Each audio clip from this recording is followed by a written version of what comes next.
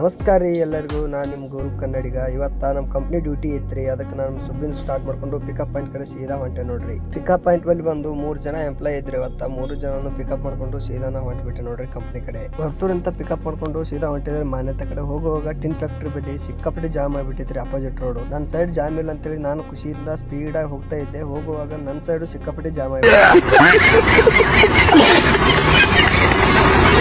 ದಾಟ್ಬಿಟ್ಟು ಸೀದಾ ಕಂಪ್ನಿ ಒಳಗೆ ಎಂಟ್ರಿ ಆದ ನೋಡ್ರಿ. ಎಂಟ್ರಿ ಆಗಿ ಸೀದಾ ನಮ್ಮ ಕಂಪ್ನಿ ಇದೆ ನೋಡ್ರಿ. ಈ ಕಂಪ್ನಿ ಒಳಗೆ ಡ್ರಾಪ್ ಮಾಡಿಬಿಟ್ಟು ಸೀದಾ 1-2 ಅವರ್ ಮಲ್ಕೊಂಡೆ. ಹೋಗಿಬಿಟ್ಟು 3:30 ಲಾಗೌಟ್ ಇತ್ತು. ಅವ್ರನ್ನ ಸೀದಾ ಪಿಕಪ್ ಮಾಡ್ಕೊಂಡು ವೈಟ್ ಫೀಲ್ಡ್ ಕಡೆ ಹೊಂಟೆ. ಹೋಗುವಾಗ ಔಟ್ರಿಂಗ್ ರೋಡ್ ಫುಲ್ ಖಾಲಿ ಅಂತೇಳಿ ನಾನು ಜಾಲಿ ಅಂತ ಹೋಗ್ತಾ ಇದ್ದೆ. ಹೋಗುವಾಗ ಭತ್ತ ಹೊಳಿ ನನಗೆ ಟ್ರಾಫಿಕ್ ಸಿಕ್ಬಿಟ್ಟು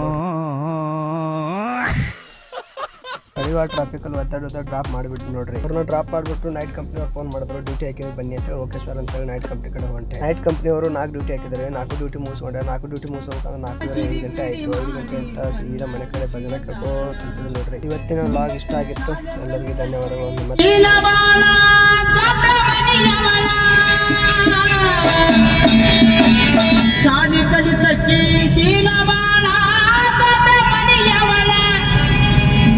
ಆಸ್ತಿಗಾಗಿ ಶಿಸ್ತಿಲೇ ಇರ್ಬೇಕಂತ ಮದುವೆ ಆಗ್ಯಾಳ.